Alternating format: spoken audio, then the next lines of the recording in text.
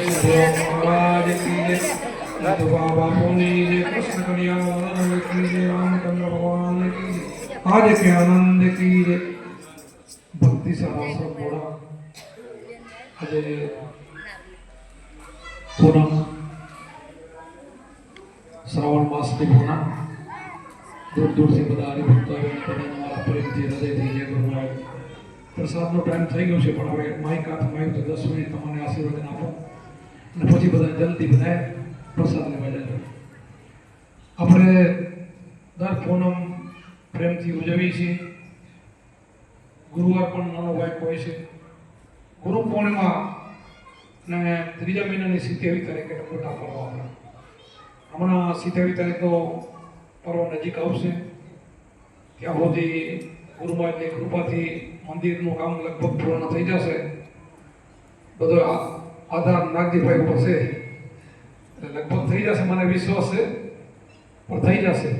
એટલે પ્રેમથી તમારા બધાનો ભાવ છે, ખૂબ સેવા કરો છો। સેવા અને સમરણ બે તમારા ભાઈ છે। તન મન ધનથી સ્વયં તમે આપો છો। આપણે ગુરુ કરીને તન મન ધર્મ આપી છે, આ તમે આપ્યો કહેવાય, આપેલો છે। આવા ભાવથી જે ભજન કરો છો ને એ આપેલો કહેવાય, અર્પણ કરેલું છે। આવા ભાવથી ભજન કરજો। ખૂબ ખૂબ તમારા ઉપર મારા આશીર્વાદ ઉતરતા રહેશે। તમારું ભજન ખૂબ વધે અને ભજન વધે ને બાકીનું બધું વધે, કમી ભજનની રહેશે। ભજન વધે એટલે આપણા કર્મ નડે નહીં, કર્મ બધા નષ્ટ થઈ જાય। કર્મ ન નડે નહીં એટલે સુખ આવવાનું છે। સુખ દુઃખ છે એ કર્મથી આવે છે। કર્મ કાપવાનું સાધન હોય તો ગુરુ છે, એક શબ્દ છે। આ ભજનથી કર્મ કપાય છે, બીજા કોઈ ભજનથી કર્મ કપાતા નથી। તો એક સાધન તમને મળી ગયું છે, આનાથી તમારા બધા કર્મ કપાય છે। હવે જે તમે કમાઈ કરો તમારી મૂડી છે, તો આ મૂડી તમારી એટલી વધે કે તમારી 71 પેઢી સુધી કમાવે એવો આશીર્વાદ આપો કે પેઢી આપણી વધે। અને હવે બધે ઘરે ગયા પછી એવો સંકલ્પ લેવો જોઈએ કે મારા કુટુંબમાં, મારા સંબંધીમાં કોઈ ગુરુ ના રહેવો જોઈએ, એને ગુરુ મળી જવો જોઈએ। ગુરુ મળી જાય ને એવા આશીર્વાદ અમે એટલા માટે આપીશું। ગુરુ મળે તો લક્ષ ચોરાસી છૂટે, ગુરુ મળે તો એની ભ્રમણા જાય, ગુરુ મળે તો એની ભય જાય, ગુરુ મળે તો અંધશ્રદ્ધા જાય, આ બધું જાય અને પછી સુખી તો ઓટોમેટિક થવાય। ગુરુ મળે એટલે સુખ સાહેબી તો આવે આવે ને આવે। એટલા માટે તમે બધા આ ઠેકાણે ઉભેલા છો, બધા આનંદમાં રહી શકો છો। કરોડો રૂપિયાથી આનંદ નહીં મળે, એવો આનંદ અહીંયા સત્સંગમાં મળે છે। રૂપિયા ગમે એટલા હોય ને તો દુઃખ આવી પડે તો આનંદ બધો જાય।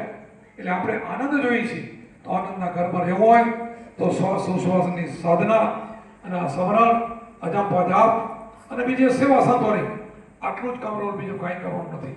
આ તમે મને કરો છો, ખૂબ ખૂબ તમને ધન્યવાદ છે। આવો સમય હોય, ચોમાસાનો સમય હોય, ગઈ પૂનમમાં પણ કેટલી તકલીફ હતી।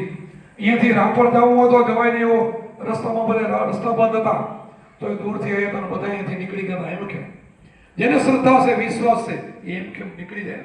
એના ઉપર પ્રભુ રાજી હોય, એના ભગવાન એના ભેગો છે, એટલે આ આવતી નથી। પણ ભાવ રાખવાનો, વિશ્વાસ રાખવાનો। વિશ્વાસ ક્યારે ગુમાવો નહીં। ભક્તિ છે, વિશ્વાસમાં જ છે। ભગવાન પણ વિશ્વાસમાં છે, બીજે ભગવાન ક્યાંય નથી। તમારો વિશ્વાસ નથી તો પરમાત્મા ક્યાંય નથી। તો વિશ્વાસ છે તો એમાં ભગવાન છે। કબીર સાહેબે એમ કીધું છે, ભગવાન તમારા શરીરમાં ક્યાંય નથી એમ કહી દીધું।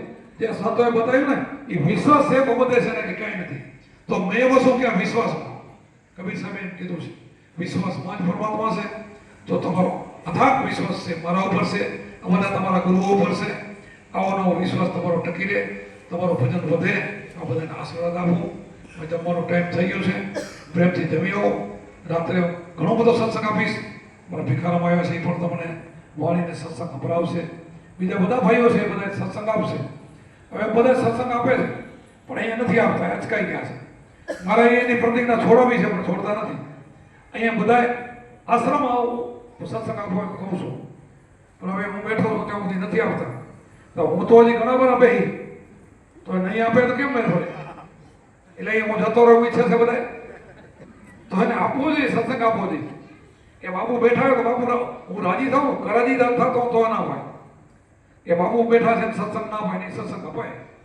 એવું હશે તો હું ઝૂંપડી બેઠો ને અમારી પણ સત્સંગ આપો। એ બધા આટલી સભા હોય ને તો 15 ભાઈઓને આદેશ કર્યો, બેનો ભાઈ બધા સત્સંગ થોડો થોડો આપો। બોલો સત્ય કરો દેવ કી જય।